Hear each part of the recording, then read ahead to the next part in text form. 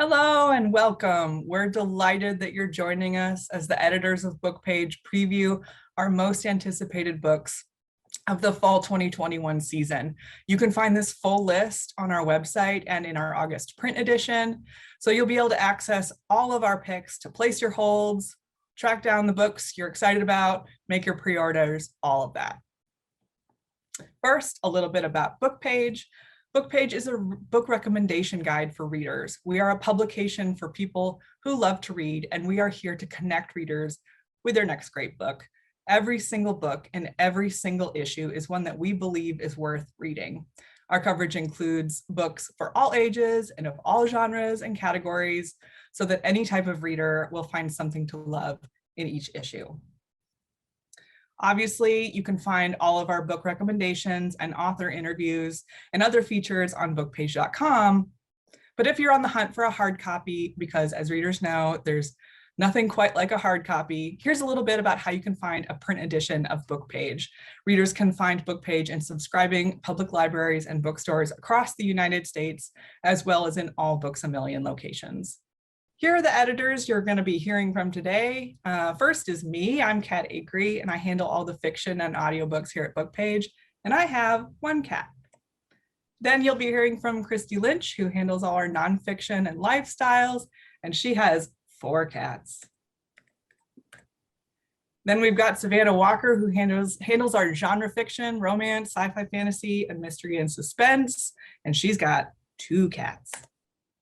And then we got Stephanie Appel, who handles all our children's and young adult literature, and she has no cats.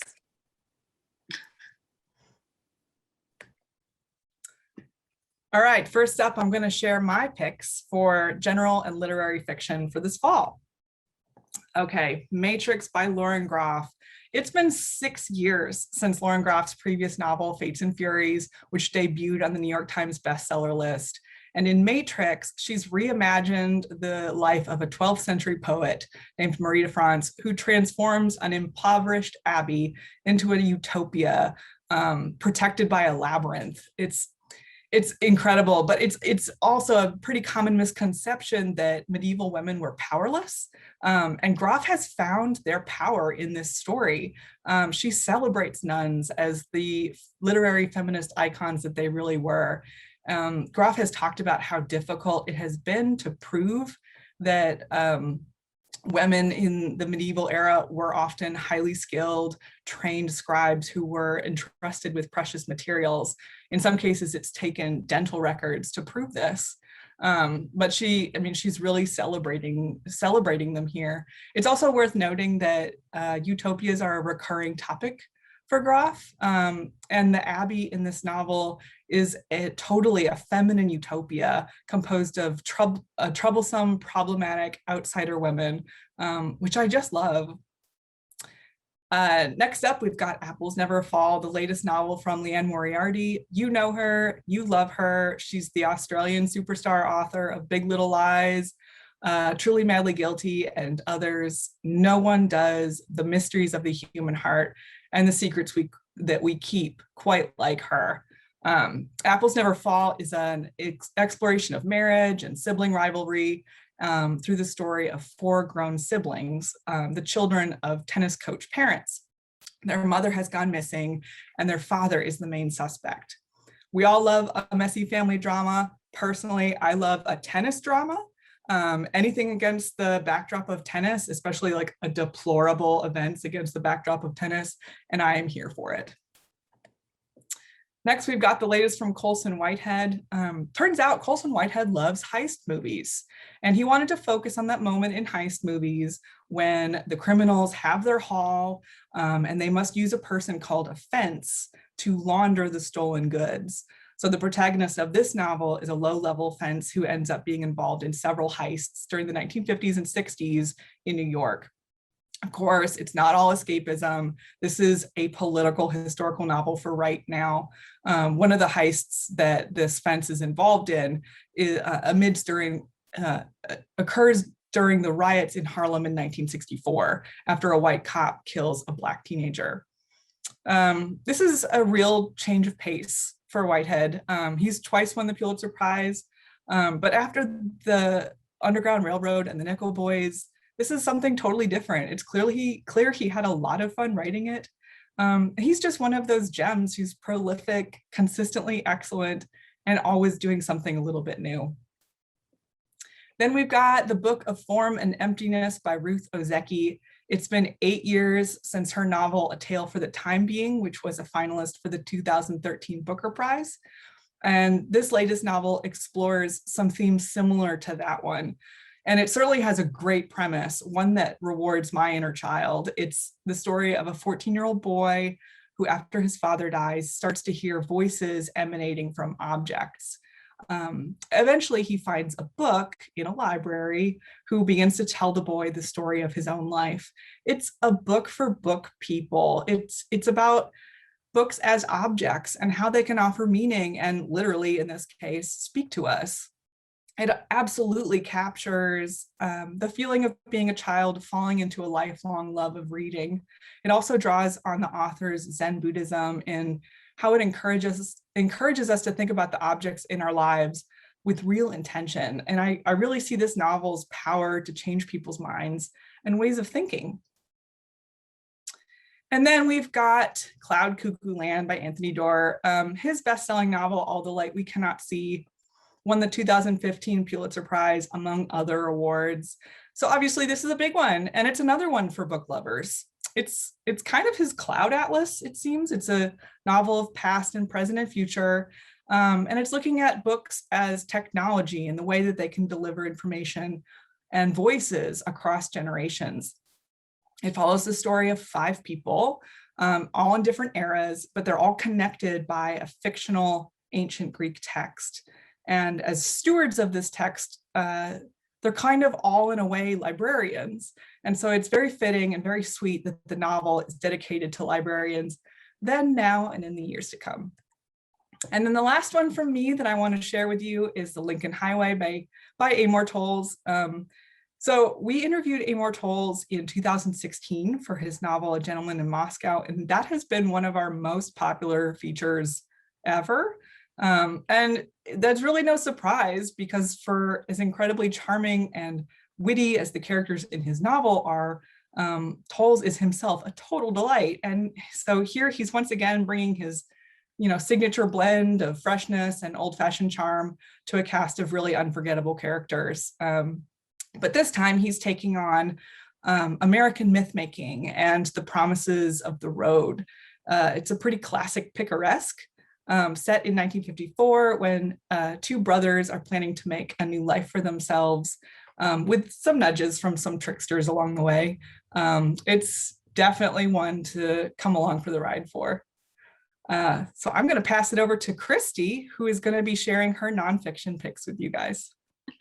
Thank you. I'm Christy Lynch. I'm here to share some of my most anticipated fall titles coming out in the nonfiction genres. So first on my list is Qian Julie Wang's Beautiful Country. Qian Julie Wang is an attorney who advocates for immigrant rights, and now she adds to her list of credits a debut memoirist. So Beautiful Country is her story of living in New York City when she was between the ages of 7 and 12 as an undocumented immigrant with her family, who are from China. She writes about both her experience of fear and precarity being without documentation, as well as finding joy in books from her local public library. Wang says that she wrote this book largely in bits and pieces on her phone while on the subway, before and after work, or, waiting for the train on the subway platform, just to remove some of the intimidation of writing a book with a capital B as she began to write down her story for the first time. And this little anecdote is especially incredible when you read Beautiful Country, because the writing is so sparse and stylish, and it's harrowing at times, and other times it's really funny. And overall, it came together in a really masterful way. She narrates experiences that are incredibly common in the United States, but that are less commonly captured certainly with this level of artful control. It is really a gem, and it is shaping up to be one of the best memoirs of the year so far.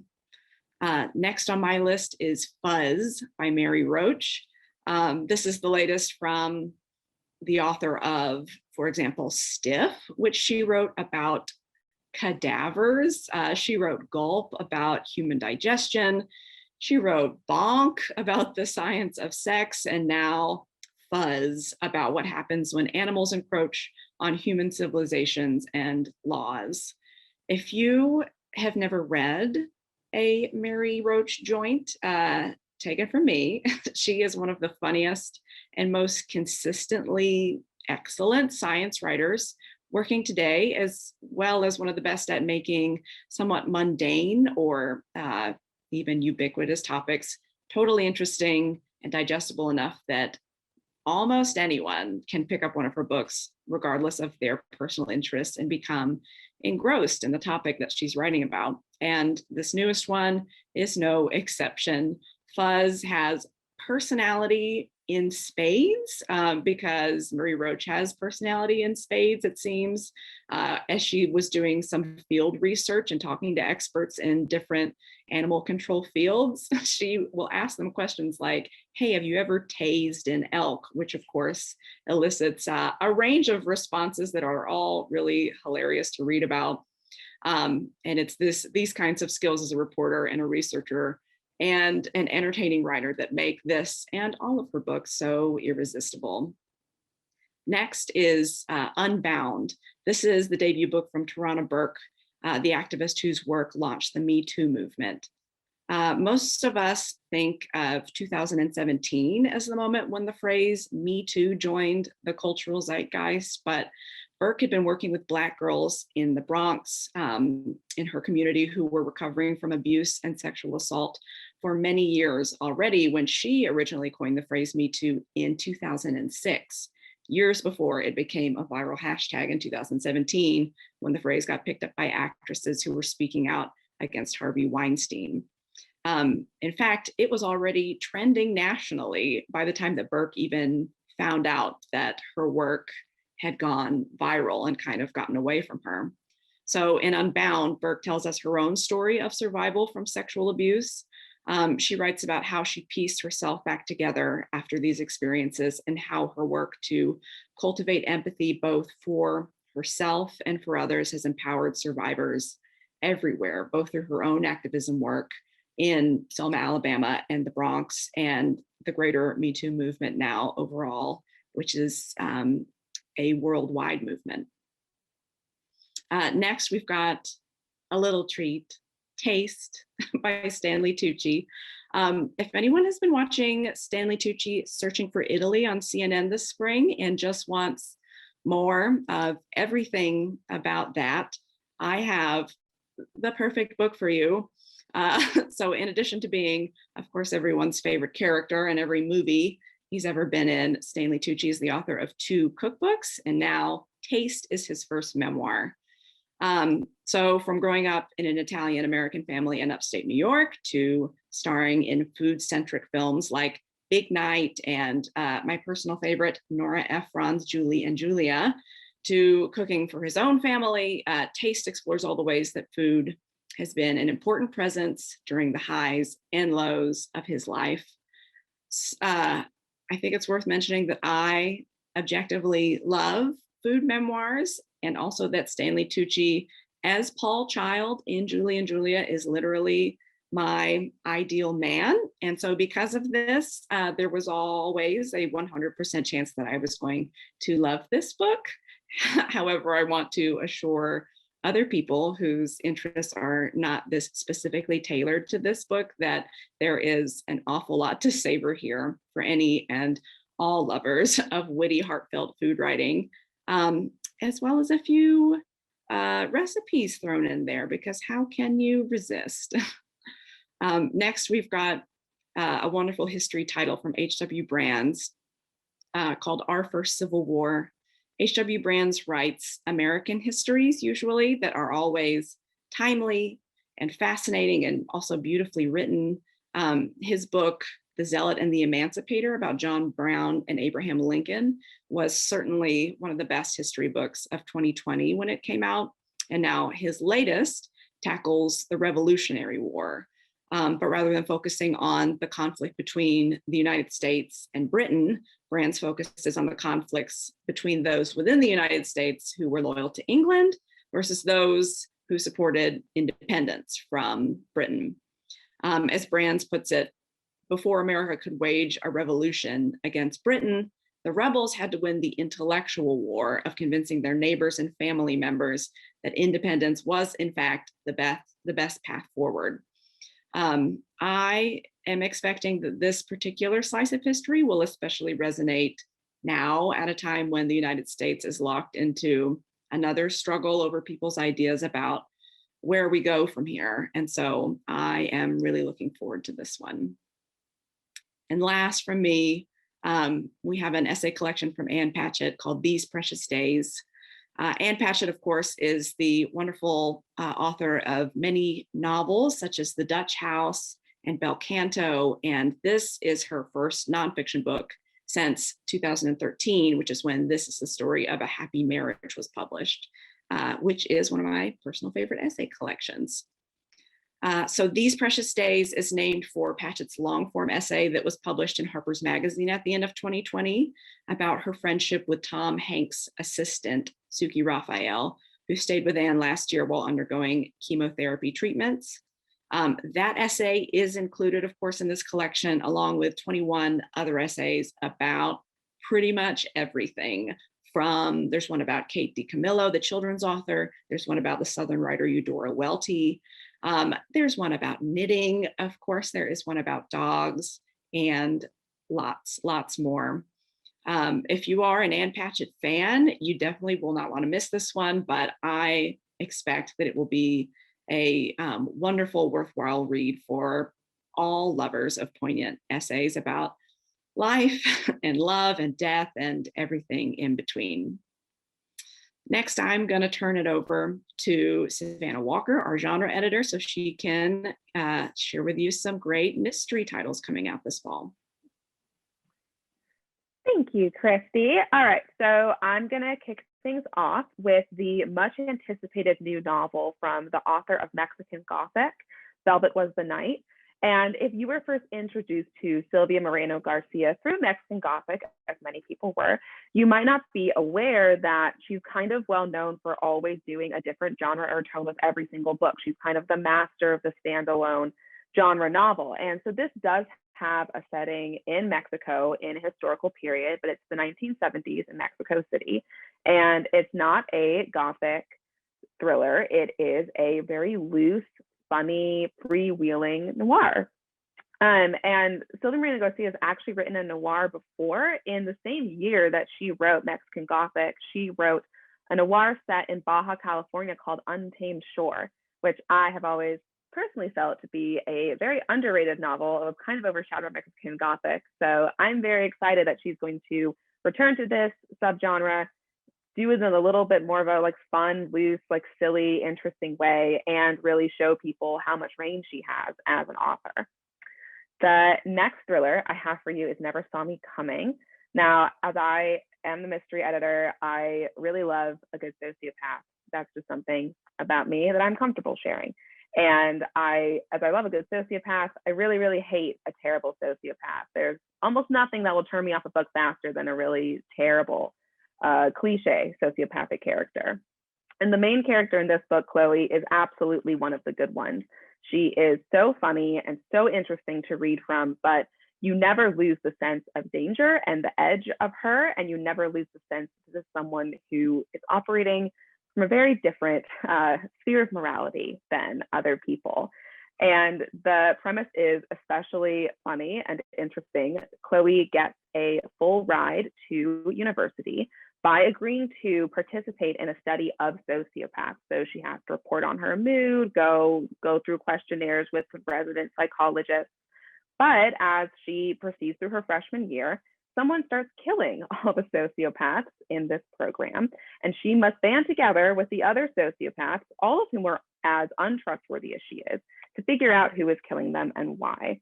As a quick sidebar, it is very difficult to portray a modern college atmosphere without coming across as horrendously out of touch or super cringy. And Vera Kurian does a absolutely fantastic job. So I'm very excited for this one. And then my final mystery is The Man Who Died Twice. This is Richard Osman's sequel to his wonderful, highly acclaimed, very well-selling Thursday Murder Club. And that first book was so funny and so endearing, and at the same time, just very surprisingly heartwarming in the end, which is just very nice. And this is more of the same. What I read of this book was just unbelievably intelligent, while also just made me feel like I had been wrapped up in a warm blanket and given a nice mug of tea. And I've already had reviewers just pounding down my door to get this book. And they and I are so excited that he's actually continuing this series.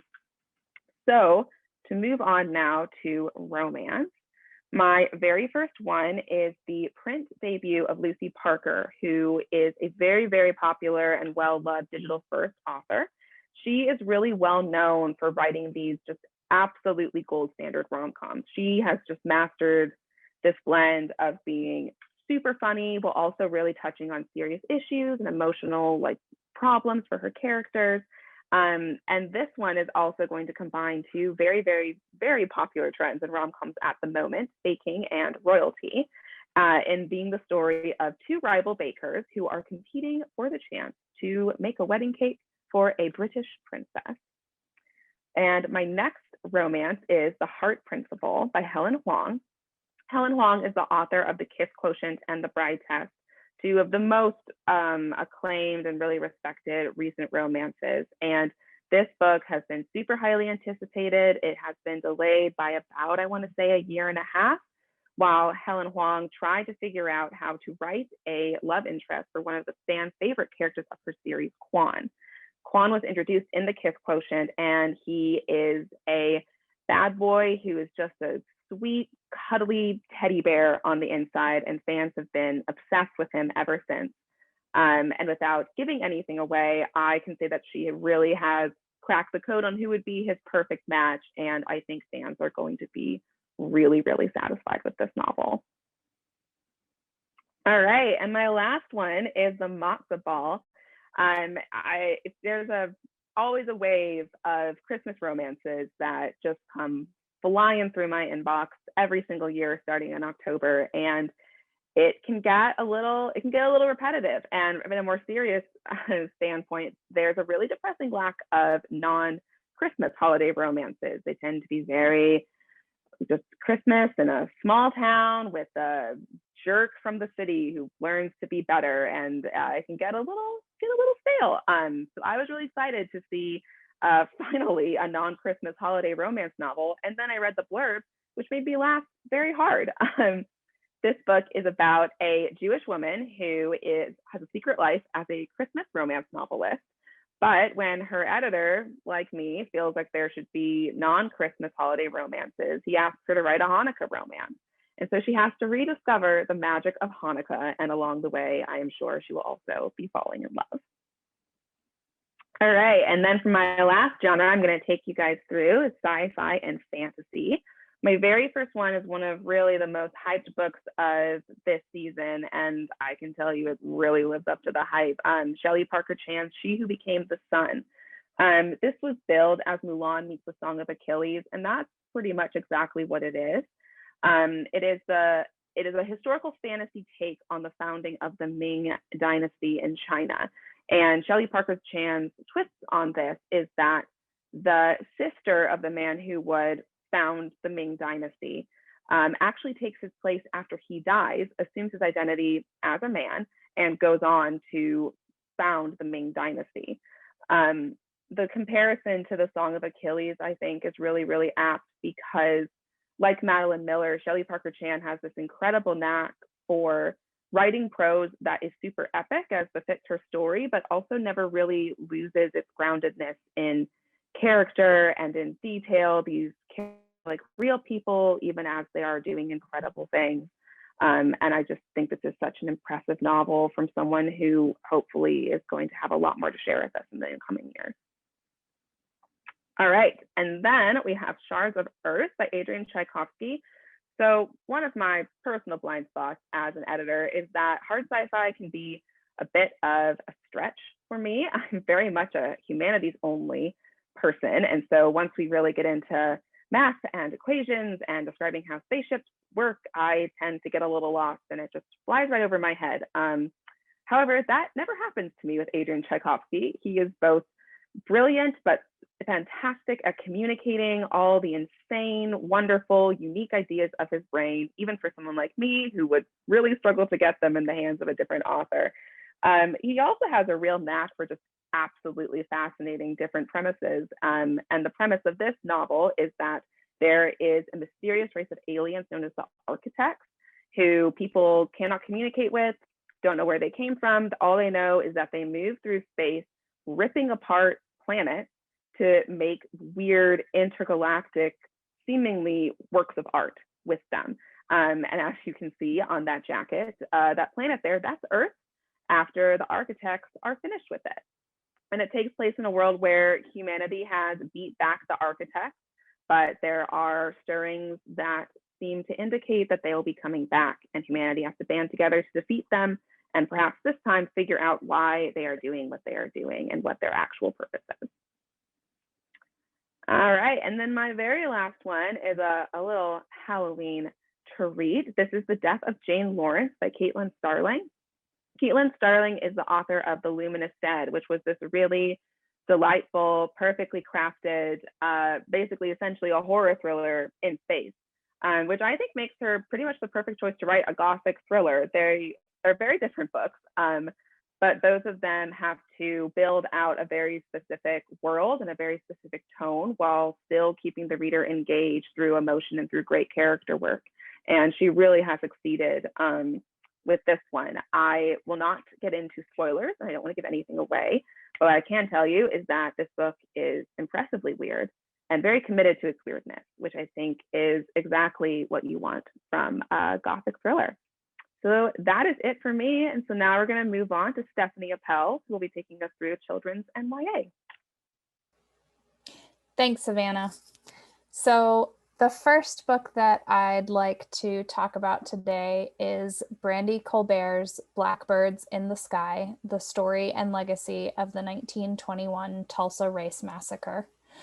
Brandy Colbert is a critically acclaimed and beloved author of both YA and middle grade books. Her YA novel, Little and Lion, won a Stonewall Book Award in 2018.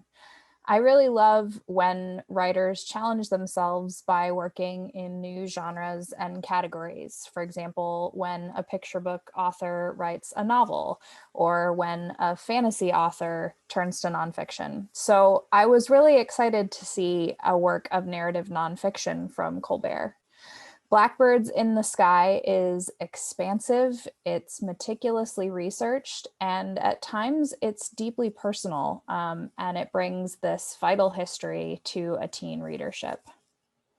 My next choice is The Heartbreak Bakery by A.R. Capetta. This one's out October 12th from Candlewick. A.R. Capetta has transported readers backstage to a prestigious New York theater, thousands of years in the future and light years away from Earth in their book Once and Future, and also to a fantastical kingdom that was inspired by Renaissance Italy. Their prose is effortless, and I love the sense of place that all of their novels really have very strongly. The Heartbreak Bakery is an irresistible story of love and found family, and it takes place against the backdrop of a quirky independent bakery in Austin, Texas. And Capetta absolutely nails this setting. I do not recommend reading this one if you are even a little bit hungry. And my final YA choice is a debut fantasy novel, Jade, Fire, Gold by June C.L. Tawn. This one is out October 12th from Harper Teen. This is going to be catnip for YA readers who love getting lost in a big, expansive fantasy world with slow burns, reluctant allies, and where the story is driven by the characters. The author, June C.L. Tan, grew up in Singapore, and the novel is informed by Chinese mythology and martial arts folklore.